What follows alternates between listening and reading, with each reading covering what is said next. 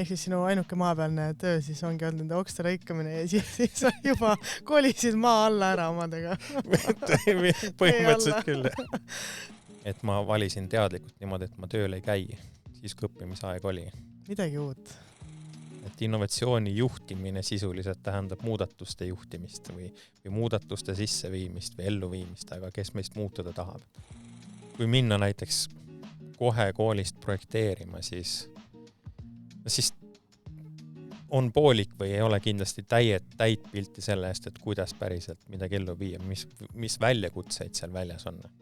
Täna on meil külas Sven Sillamäe, kes on siis Verston innovatsioonijuht ja ühtlasi mulle meeldib tutvustada kui geosünteetide kunnina. Täna räägime natuke spetsiifilisemalt teedeehituses üleüldisemalt ja avame teile neid teedeehitused telgitaguseid.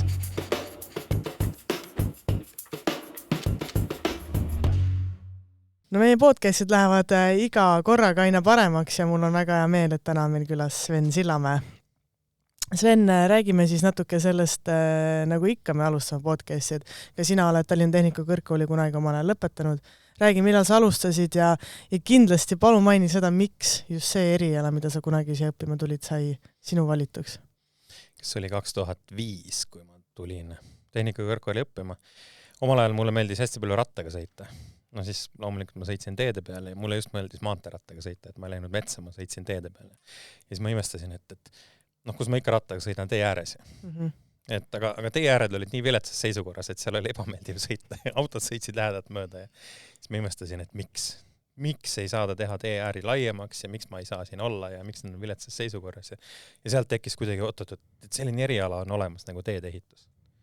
Ja siis sealt ta läks.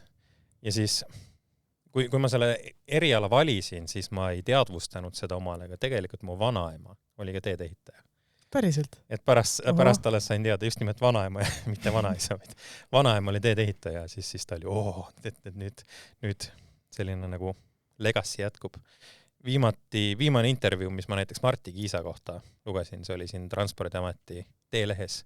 Marti ütles ka, et tavaliselt, kes tulevad teedeehitust õppima, siis tavaliselt on seal mingisugune selline järjepidevus, et on kas vanaemad või isad või kuskilt pereliinist tuleb see teedeehitus, et minul ka, kuigi see ei mõjutanud minu otsust õppima tulla teedeehitust, siis ometi on selline liin ka huvitaval kombel mul ka olemas.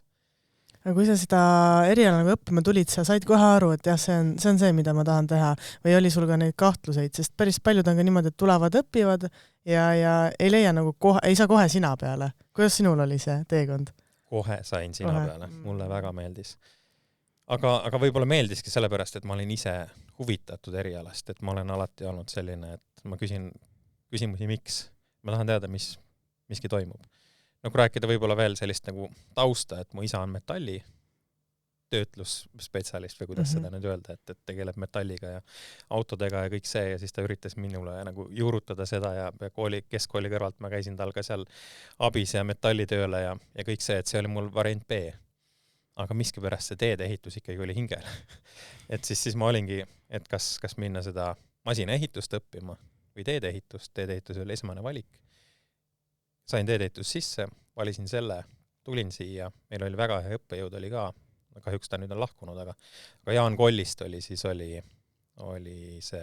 õppetooli juhataja.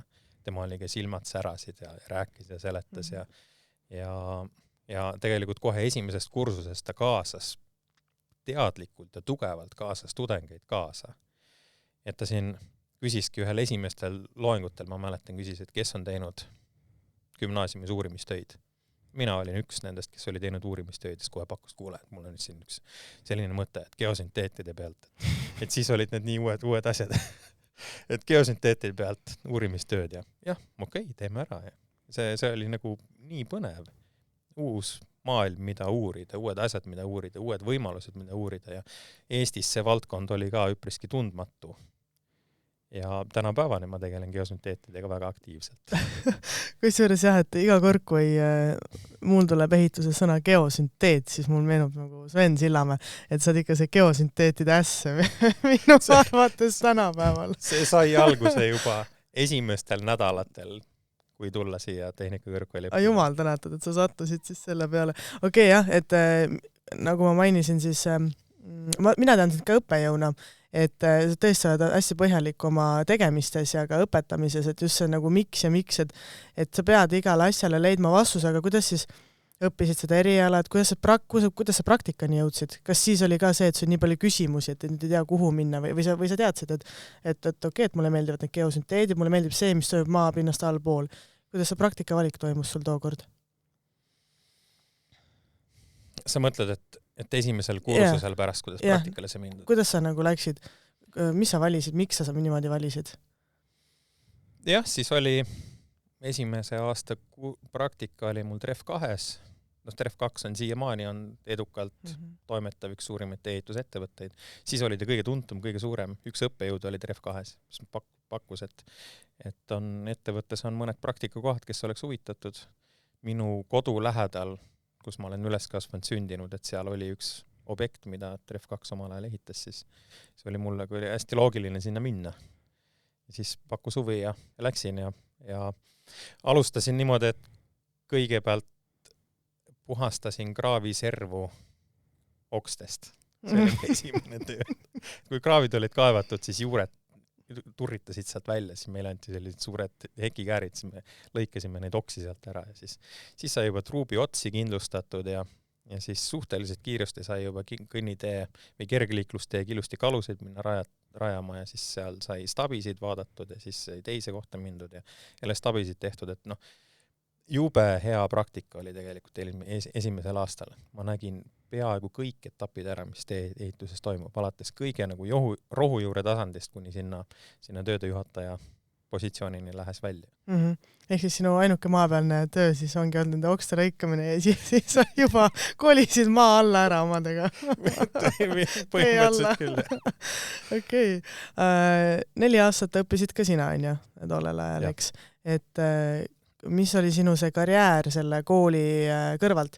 Et me oleme siin ennevalt ka nagu kajastanud, et see kool väga tolereerib praktikad. Et see on hästi positiivne, siis saab ju ehitus selgemaks, on ju. Et kuidas sinu praktikakäik oli nagu koolis selle 4 aasta jooksul? Õppe ajal ma eelistasin õppida. Et ma valisin teadlikult niimoodi, et ma tööl ei käi, siis kui õppimisaeg oli. Midagi uut. Aga siis olid ajad natukene teised. Siis oli elu, oli odavam, igatepidi oli soodsam, et ma sain suvel teenitud nii palju raha, sain stipendiumit, ma õppisin hästi, mind pakkus asi huvi ja mingil määral natukene vanemate toetust ka, et siis sai niimoodi, et ma keskendusin ka ainult õppimisele.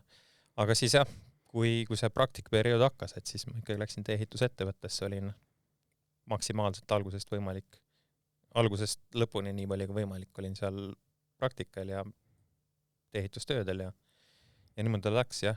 Viimastel kursustel, siis juba tuli see, et oli töö ja koolis käimine või õppimine oli samaaegselt. See ei olnud lihtne, tänapäeval tudengid tunnevad ka seda kindlasti, aga siis pidi tasakaalustama seda tööd ja kooli.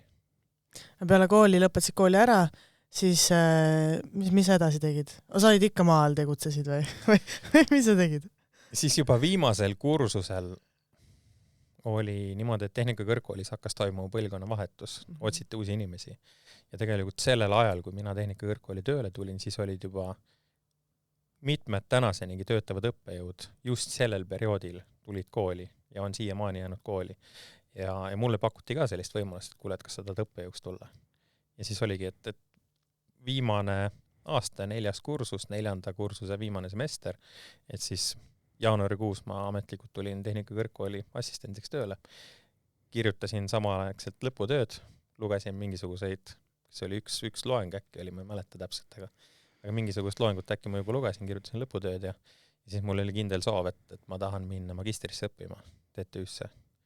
Ja just see kannustaski mind tulema tehnikakõrgkooli õppejõuks tööle. Et kui ma olen õppejõuna, siis ma ennast pidevalt täiendan, pean õppima ja siis ongi, et töö ja õppimine on loogiliselt koos, kui ma samal ajal töötan ja õpin kõrgkoolis või ülikoolis.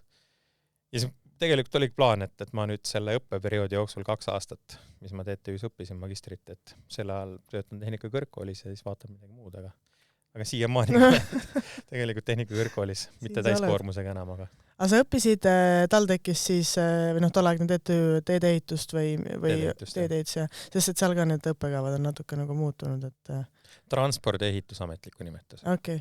Transpordiehituse magister oli, jah. Et ikkagi kõrgkool andis sulle väga suure sisendi edasi õppimiseks, et sina, nagu sa ise mainisid, et on vaja kõikidele küsimusse vastused saada, et siis ikkagi see tuhin nagu läks edasi, et veel ja veel on vaja õppida ja arendada ennast, on ju. Ja siis tulid juba erinevad võimalused, et siin teha erinevaid uurimistöid näiteks. Mäletan, et kui ma loomulikult mõlemad mu lõputööd olid ka geosünteetidega seotud. Et kui ma geosünteetide osa uurisin, siis ma tahtsin ka teada, et kuidas need toimivad ja kuidas seda siis on uuritud maailmas ja siis ma nägin mingisuguseid täismõõtmelisi stende, mis on kuskil muudes ülikoolides, ma unustasin, et ma tahaks omale ka selle stendi, et kuidas geosünteeti uurida ja siis lõpuks ma saingi selle stendi. et siis sealt sai nagu algus hakkaski niimoodi minema, et me tegime päris palju erinevaid uurimistöid, sealt ma sain sellist nagu kogemust ja oskust kirjutada ja analüüsida ja see andis ka nagu tohutult palju tõuget juurde, et seda valdkonnas püsida ja seda õhinat oleks siin valdkonnas ja et miks kõrgkoolis näiteks edasi töötada ja nii edasi. Ja kogu seda teadmist, mis siis läbi uurimistööde sai, seda oli võimalik õppetöös rakendada. Siiamaani ma viitan mõningatele uuringutele ja näitan, et tänagi oli loeng, et siis sai näidatud, et selles uurimistöös sai selline avastus tehtud ja niimoodi me oleme kasutanud. Jah, sinu poolt on kindlasti loodud väga suur väärtus sellele valdkonnale, et sa väga palju tood välja erinevaid uurimusi, nagu sa ise ütlesid. Aga kui me siin hüppame ajast edasi ja tagasi, siis täna saad Verston innovatsioonijuht, et ei anna vist paremat ametit sulle anda, kui on innovatsioonijuht. Räägi, mida sa täna teed? Kuidas sa sinna üldse jõudsid? Jah, siin kooli kõrvalt, kui rääkida natukene pikemat tausta, et kooli kõrvalt ma hakkasin tegema ettevõtetele ka erinevat konsultatsioone. Et kui oli mingisugune huvitav lahendamist vajav küsimus, näiteks tol ajal Verston ehitas lennujaama laiendust. Ja siis kutsuti, et kuule, et meil on selline projekt, meil on selline lepinguvorm, kus me võime nagu mõningaid asju ümber projekteerida, ümber teha. Ja et kas siin annab midagi teha? Täitsa lõpp, mul läksid silmad nii säramad. Et jah, siin saab nii mõndagi teha. Vaata, seal. Et mingisugune 4 päris uuenduslikku innovaatilist lahendust töötasime välja, millest 2 ei ole Eestis kunagi varem tehtud sellisel kujul.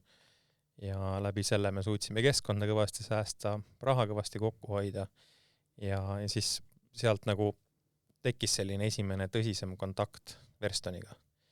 Ja siis ükskord läksin siis rääkima Verstonisse, et kuule, et äkki me jätkame seda koos uurimise tööd.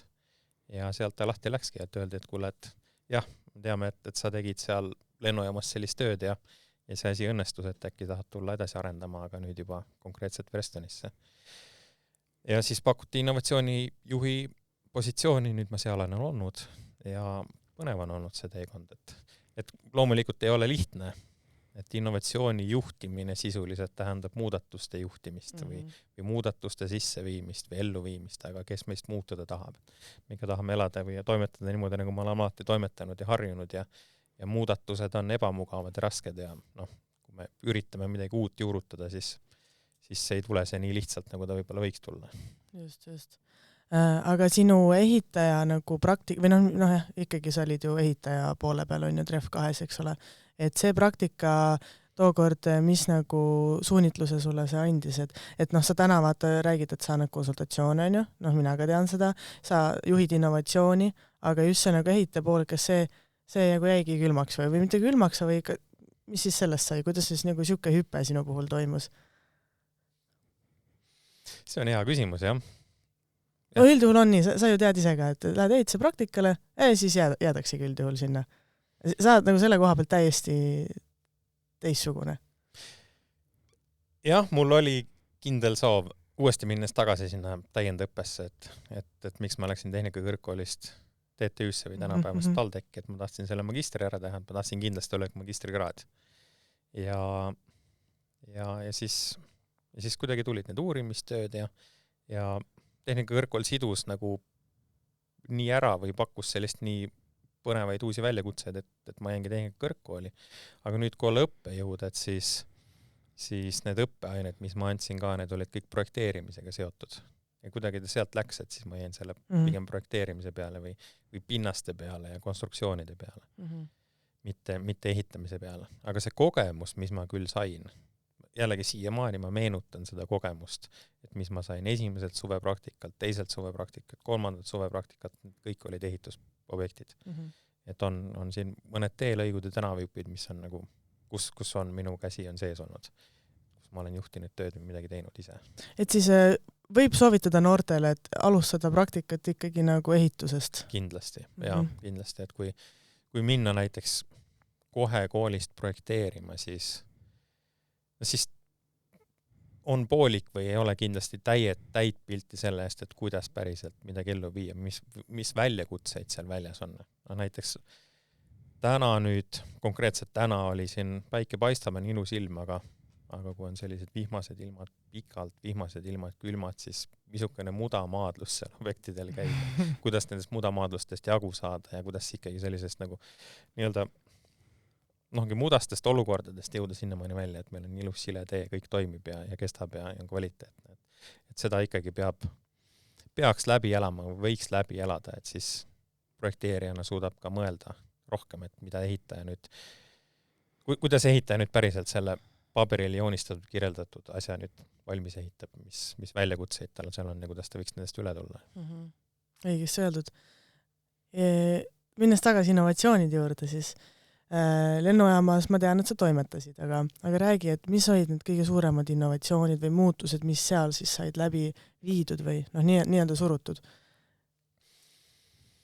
Üks, mida mulle on meeldinud alati näiteks tuua, et seal oli looduslik moreenpinnas ja ta oli selline üpriski plastne savi. Kummikuga sai peal kõndida, aga masinatega peal sõita ei saanud väga. Tumperid küll sõitsid seal, aga enam-vähem vajusid põhjani sisse. Et kui nüüd kujutada sellist olukorda, et nüüd tumper vajub põhjani sisse või et kummikuga vajub poolde säärde sisse, et sellised olud olid. Ja projekt nägi ette, et kogu see pinnast tuleb eemaldada. Seal kihi paksus vist oli 1,5 meetrit, mis tuli ära võtta. Aga siis ma teadsin, et ja varasemast kogemusest oli ka, ma teadsin, et põlevkivi tuhk toimib suurepäraselt savikates pinnastes. Ja me olime laboris katseid ka teinud juba varasemalt. Siis sai mõeldud, et aga mis oleks, kui stabime selle ülemise osa ära. Segame ta läbi, tekitame sinna peale plaadi ja me ei kaeva seda pinnast välja, vaid me stabime ta ära. Et sellisel kujul seda uut tuhkamist nüüd sealt Eesti Energia poolt põletamise käigus siis tuli, et sellisel kujul Eestis ei ole varasemalt kasutatud. Et see oli väga uuenduslik tehnoloogia, isegi nii uuenduslik, et meil Eestis ei olnud masinaid, millega seda asja segada. Aga Ref2-st veel rääkides, et Ref2 pidi tulema oma stabilisaatoriga segama seda asja. Me uputasime ära selle stabika sealt, et tänagi tudengitega vaatasin pilte, et kuidas ta seal sees oli ja vaata, et süda vajus saapa sääre, et ma uputasin Ref2 freesi ära sinna, et kuidas see kätte saadaks. Aga õnneks veeti ta sealt kuidagi välja ja siis, et see asi nagu ära segada, siis toodi Leedust, toodi eritehnika kohale. Aga nüüd, ja siiamaani ei ole Eestis sellist tehnikat veel olemas, mida me seal kasutasime. Jah, miks ma seda küsisin, ma olen ise ka seotud sellega ja ma väga hästi mäletan seda perioodi, kui sellest üldse nagu juttu tehti ja kõik see, et see nagu läbi sai viidud, et on vähe neid, kes tahavad ehituses läbi viia midagi uuenduslikku, sest et me oleme ju harjunud tegema neid asju nii, nagu me oleme nagu teinud, eks. Et täna Verston osaleb ka mitte Alliansis, vaid Rail Balticas. Ja Rail Balticaga kindlasti ju kaasneb innovatsiooni, sest et sealt minnakse ka väga palju rabadest läbi, kus on sellised ikkagi keskmiselt halvemad pinnased ja nii edasi. Mismoodi sa seal oled suutnud oma innovatsioone, ideid nagu läbi viia? Kahjuks me Alliansis sees ei ole, kahjuks me sinna partneriks ei jõudnud, et seal oleks kindlasti saanud rohkem. Et täna meile on tellija ja projekti kaudu on ette kirjutatud väga palju lahendusi, mida me peame jälgima ja millest me ei saa üle ega ümber. Et seal nüüd sellist põhimõttelist materjali innovatsiooni väga teha ei saa, aga nii palju küll saab, et kuidas me ehitame, kuidas me kvaliteeti tagame, kuidas kvaliteedi mõõdame. Et näiteks, ma ütleks, et jällegi Eestis esmakordselt, mis me ära tegime, oli see, et me suudame mõõta pinnase tihedust pinnase rulliga ja me suudame selle rulli näitaja taandada pinnase tiheduseni. Et me teame, et kui näiteks peab pinnase tihedus olema 0,97% standardsest proktorteimist ja kui me selle rulliga peal sõidame, rull annab mingisuguse väärtuse, siis ma tean, mis väärtus see rull peab andma, et see pinnas oleks sellise tiheduse juures. Et me ei pea näiteks tegema sellist väga aega nõudvat testi, millega siis tõendada, et pinnas on tihe. Ja mis ma siin arvutasin, et versionil on 4 Rail Baltica lõiku. Ja nüüd ma raske mäletagi. Seal oli sadu tuhandeid eurosid, kui mitte isegi 2 miljonit eurot, mis oleks võimalik teoreetiliselt kokku hoida ainult selle kvaliteedi mõõtmiste pealt, kui see asendada nüüd selle rulli mõõtmisega, mida me saame teha, mida me oskame teha.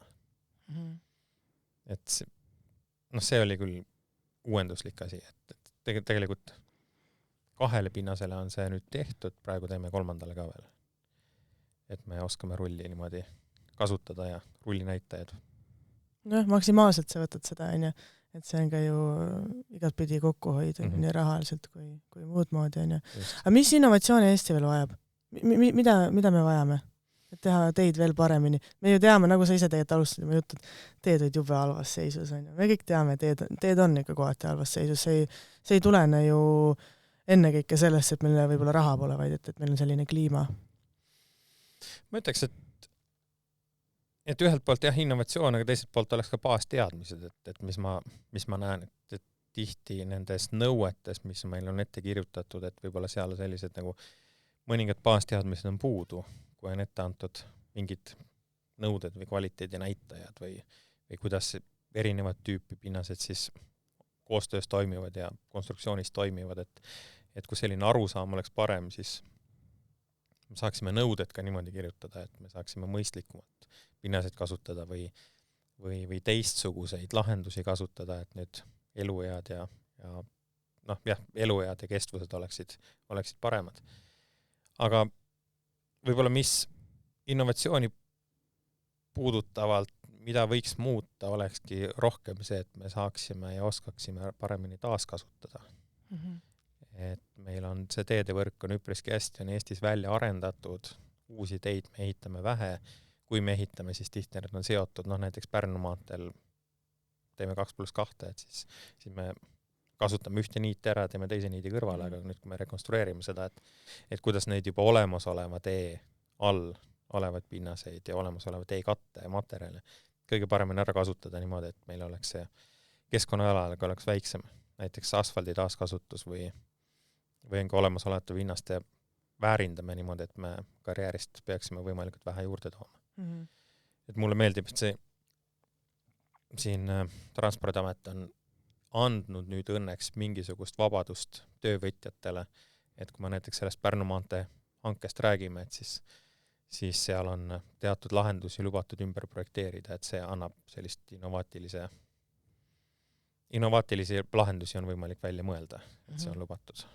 Pinnase taaskasutamine, ma tean, et on võimalik ära kasutada siis autode rehve. Räägi sellest lähemalt, ma tean, sa tead seda teemat. Jah, see vanarehvide teema on problemaatiline, et aastas tekib, mis ta on 15 000 tonni vist oli, kas oli vanarehvi Eestis, mis me nendega teeme, väga ei oska nagu midagi teha.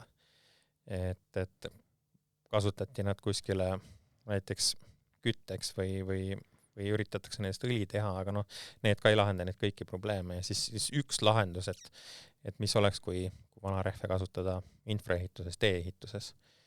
Ja me leidsimegi, et üks 3 kilomeetri pikkune kruusatee lõik Eestis Tapa lähedal on tehtud niimoodi, et on vanarehvid pandud tee alla ja sinna peale on ehitatud kruuskate.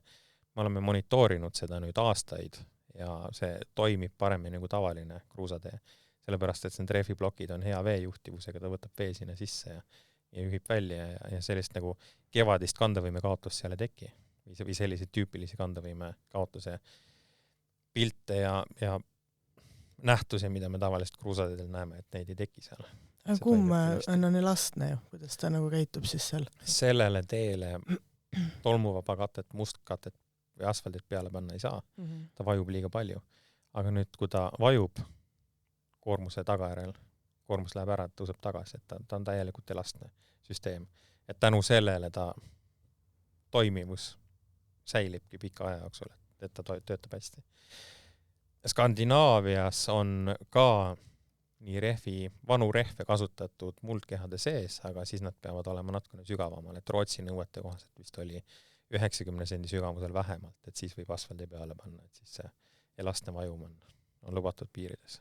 Aga seda peaks ju tegelikult ju rohkem, ma ei teagi, kas seda on nüüd jutuks sunnud Eestis, aga selles mõttes rohkem puudutama, kuna tänane elektriautod on ju. Elektriautod on oluliselt raskemad kui tavalised autod. Ja neid tahetakse tegelikult ju ajas aina rohkem juurde tuua, siis see tähendab seda, et aina rohkem rehve kulub, sest et auto on raskem ja no nii on ju. Et siis tekib ka ju rohkem jäädet. Et siis tegelikult sina kui innovatsioonijuht, et ma ei ole rohkem kuulnud sellest teemast lihtsalt. eks ta ole siuke provokatiivne ka natukene, on ju. Aga... See on selline tundlik küsimus, kui me vanarehvidest räägime, siis justkui vaadatakse, et me nüüd matame vanarehve kuskile tee sisse. Aga kindlasti mitte ei taha matta neid sinna tee sisse, et neil peab olema seal hea eesmärk või hea kasutuskoht. Et kus täna Eestis veel neid vanu rehve kasutatakse, on mingisugused lasketiirud tagavallid või müravallid või sellised suured vallid, et kus on väga suured pinnasetööde mahud. Muidu me võtame kuskilt pinnast mujalt ära, kus me ei saa seda kasutada, aga nüüd me saaksime või kasutamegi vanu rehvidest tehtud blokke seal pinnasvallides, pinnas asendajana. Me peame vedama vähem, sellepärast nad kaaluvad vähem. Me saame ehitada nõrgematele pinnastele, sest jällegi nad kaaluvad vähem, siis ta vajub vähem ja seal on mitmeid selliseid eeliseid, miks neid vanarehve kasutada, et me lihtsalt ei mata neid, vaid see on insenergehniliselt oluline ja hea näitaja, et nad seal on. No vaat selle nagu kõige selle spetsiifilisema jutu, kui tahtsin jõuda sinna maan, et sa oled fanait selles, mis sa teed. Kui me läheme tagasi kooliaega, siis kui teil oli, palju teid alustas üldse sellel erialal tookord kõrgkoolis? Vähe, palju? Nagu tänagi. Mäleta 25. Et kursavennad, õed, kuhu nemad jõudnud on? Enamus ikkagi on samas sektoris teedeehituses. See on tore. Mõned küll on kuskil mujal, aga enamus on ikkagi suurem enamus on teedeehituses. See on väga positiivne. Täna, kui saad õppejõud, siis kuidas täna tundub see pilt? Et eelmise episoodis ka natuke rääkisime sellest, et inseneri on puudu igat inseneri ehituses. Kuidas täna see pilt on? Täna mul oli loeng. Mulle väga meeldivad nad. Kuulavad, küsivad küsimusi. Et see aastad on erinevad ja grupid on erinevad. Aga see, et täna jah, see grupp, kes oli, et seal kohe näha, et see grupp toimib nagu väga hästi. Et seal võib-olla see siis sõltub, ma ei tea, sõltub liidrist või sõltub sellest vaimust, et kuidas, et kas seal grupis on näiteks fanatte, et kui see grupis on fanatte on sees ja selles grupis tõesti on, et siis see grupp toimib hästi ja nad hoiavad koos ja väljalangemine on väiksem, et selline üksteise tundma õppimine kohe alguses, see võiks olla selliseks heaks võtmeks või selline hea koostöö. Ja siis innustatakse, ergutatakse üksteist ja aidatakse õppida ja arutatakse, õpitakse koos. Ehk siis tegelikult lugesid ette mingid väärtused, mis ka arvatavasti sinul omal ajal olid siin koolis, on ju? Täitsa võimalik, jah. Et eks neid selliseid sinusuguseid Svenne on kindlasti rohkem vaja gruppi, kes nagu viivad edasi seda huvi, on ju. Aga jah, just need kooli nagu väärtused. Rattasõiduga tegelesid edasi kooli ajal või? Ei tegelenud. Mis siis nii? Sain autojuhi load. Okei. Aga jah, et see nagu hobid on ka hästi oluline. Seda tahaks ka natuke puudutada, et kas tegelesid kooli ajal hobidega? Käis praktikal, on ju, tegid midagi veel juurde? Kitarri mulle meeldis tinistada. Enam ei ole jõudnud, aga siis meeldis. Ja jõusaali trenn mulle alati meeldinud. Ega väga palju välja ei paista, aga meeldib vähemalt, et tore on. Okei, et see on nagu ka minu arust hästi oluline koolielu juures, et sul on nagu seda aega tegeleda ka oma asjadega, et sa ei jõuaks kuskile nagu, kuidas ma ütlen, mõni põleb läbi, on ju, mõni lihtsalt kaotab ära selle huvi nagu enda mingite tegemiste osas, et ainult õpib. Et see kindlasti nagu sinu ajal ka koolis oli nagu oluline. Oli küll, jah. Väga kihvt. Räägime siis natuke veel Verstonist ja üldse sinust, et kuhu on eesmärk jõuda? Sa oled hästi eesmärgipärane inimene. Kas me räägime minu eesmärgist või Verstoni eesmärgist? Sinu ja Verstoni, sest et neid saab põimida, neid saab eraldi lüüa, 8 neid saab põimida. Verston on nüüd laienemas teistesse riikidesse, et ei ole enam ainult Verston Eesti, vaid on ka Verston mingisugune muu. Ta on asutatud Verston Grupp ja nüüd, kui me räägime Verston Grupp, et Verston Gruppi all on erinevad, siis on riigid või erinevad isegi ärisuunad. Et Verston on hästi ambitsioonikad eesmärgid. Et aastaks 2040 Verston sooviks, et tema käive oleks 10 miljardit eurot. Täna Verston Eesti käive on 100 miljonit eurot. Aga nüüd me tahaks saada, et oleks 10 miljardit eurot. Ei tea, et uskumatud mehed, jah. Mõningad nullid siia sinna, et mis see siis ära ei ole, eks. Hästi ambitsioonikas eesmärk ja teiselt poolt, et keskkonna jalajälg oleks vähendatud drastiliselt.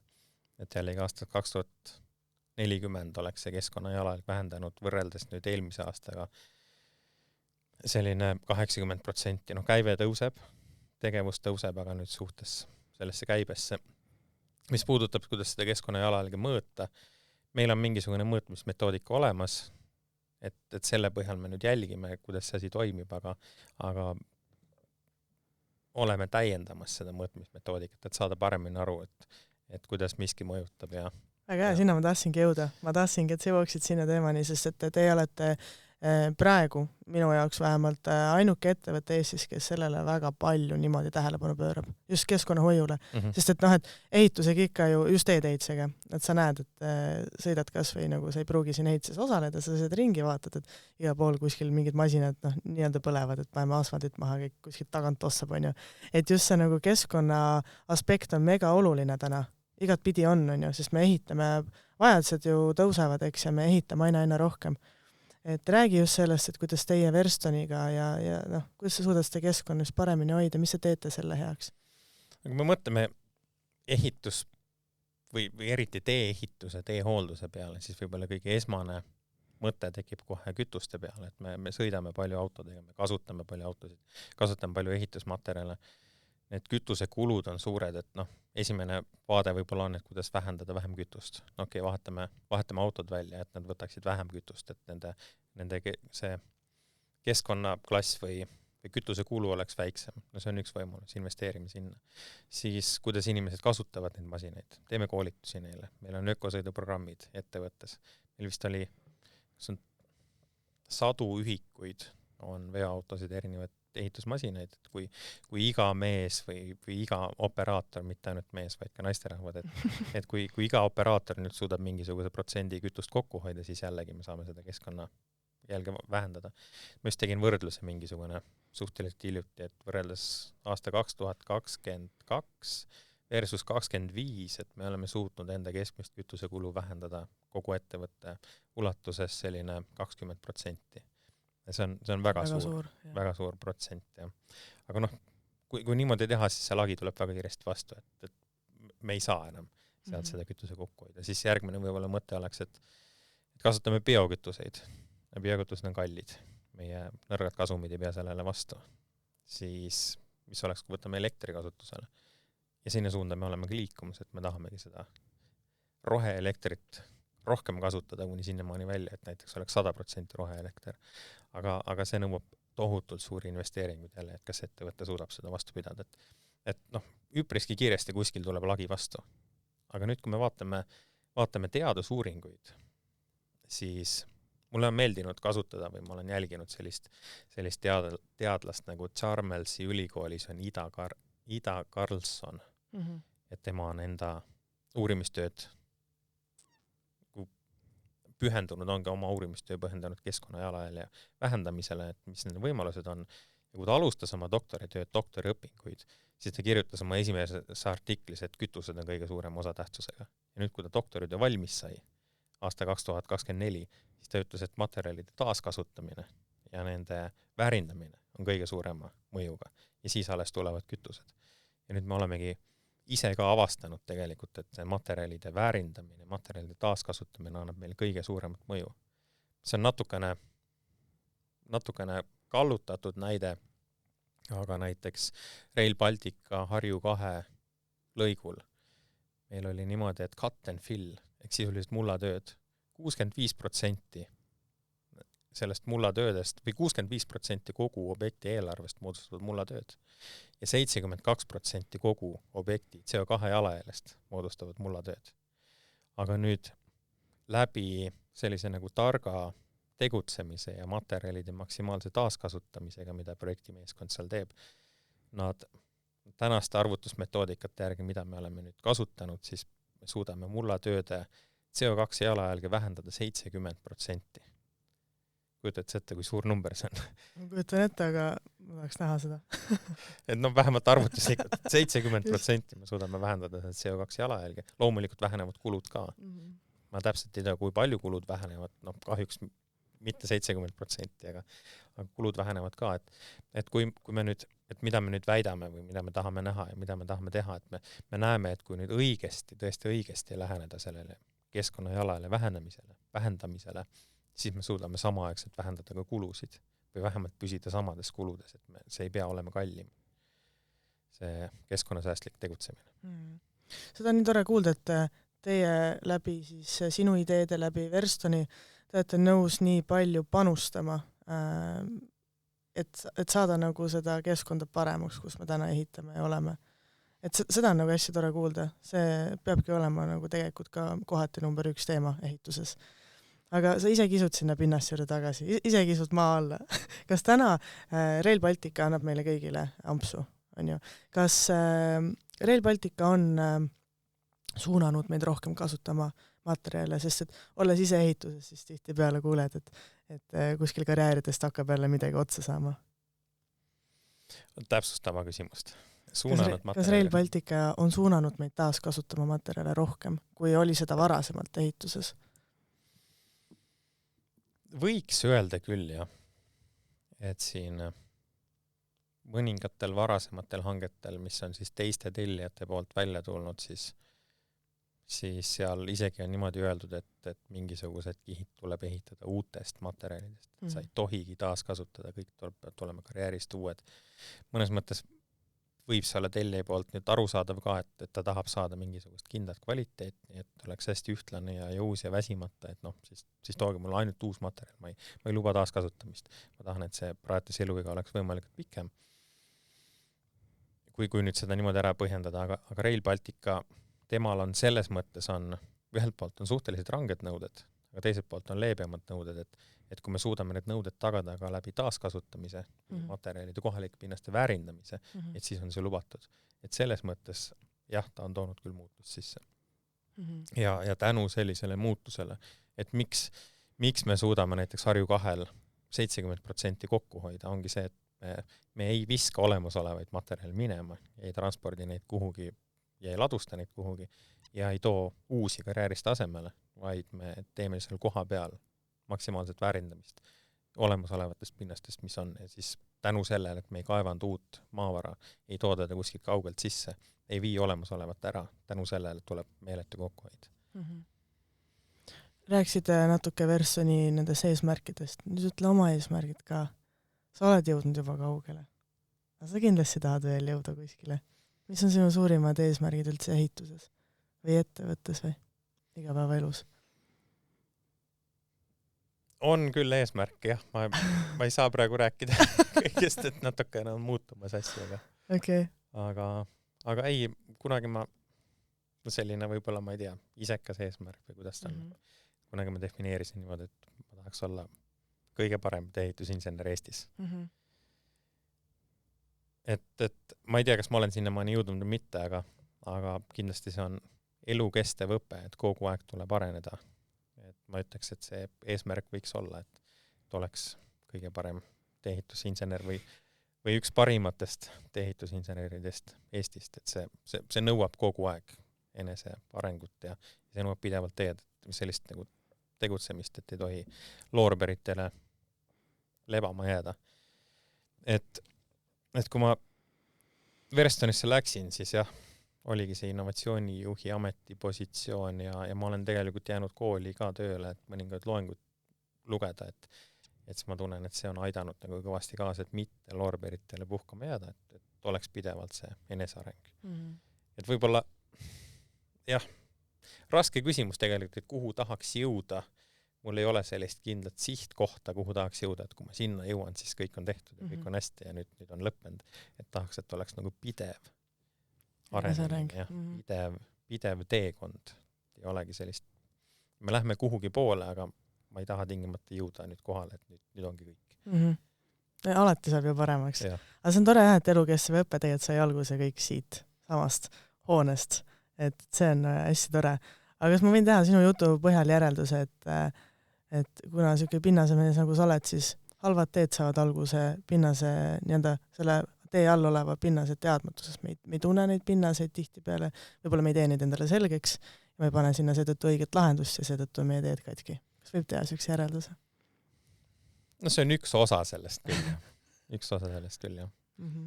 Et kus me need efekte peamiselt näeme, me näeme asfaltkatte peal. Aga ääretult tihti need efektid tulevad kuskilt alt üles. Asfalt on lihtsalt, ta näitab need asjad välja, aga kas see probleem nüüd on asfaldis või ta on allpool? Väga tihti on nad allpool need probleemid. Kuigi asfaldiga on ka probleeme. Et asfalt on ka ääretult huvitav maailm. No, on. Kusjuures ma tahangi siia lõppu rääkida selle loo, et sa oled õppejõud, eks ole, olnud juba pikalt, siis ma mäletan, et minu üks õppetegevus toimus ju kodus, eks ole, see koroona aeg ja siis sinu loengud olid, ma ei mäleta, jube pikad olid, seda ma mäletan. Ja siis vahel oli ikka neid päevi, kus sa istud seal arvuti taga, kuskil nagu välja minna ei saanud, on ju. Ja siis sa kuulad juba mingi 1,5 tundi juttu mingi pinnastest ja geosünteetidest ja see oli selles mõttes kooli algusajal, kus sa võib-olla ei ole nagu nii teadlik nendest asjadest, aga ma mäletan, kuidas nüüd nähes siin teile pika, jälle ikka need silmad põlevad. Tookord silmad põlesid seal ekraani taga, et inimene räägib lihtsalt nii pühendunult oma asjadest lõpuni ja sa räägid seda ka täna. See on nii tore näha, et sa jagad oma teadmisi ja oma väärtuseid edasi tänapäeva põlvkonnale. See mulle väga meeldib, jah. See on tore. Seega, siit kas sul on öelda tänapäeva noortel mingisugused õpetussõnad või mingisugused soovitused, et meie eesmärk on ju rohkem insenere saada oma valdkonda. Esimene asi, mis mulle pähe tuleb, ma ei tea, kas ta nüüd kvalifitseerub sinna nii soovituse alla, aga esimene asi inglise keeles, et consistency beats talent, et ole järjekindel, ole püsiv. Et kui nagu pidevalt tegutseda, siis niimoodi jõuab elus kaugemale. Kui sihikindlalt tegutseda, siis niimoodi jõuab kaugemale, kui lihtsalt näiteks, kui lihtsalt toetuda näiteks talendi või andekuse peale. Et võib-olla see, et olge järjepidevad ja ärge andke alla. Ja niimoodi me saame seda sektorit siis kasvatada. Ja. Aga Sven, ma tänan sind. Tänan, et sa tulid täna siia ja soovin sulle palju edu edaspidi. Aitäh.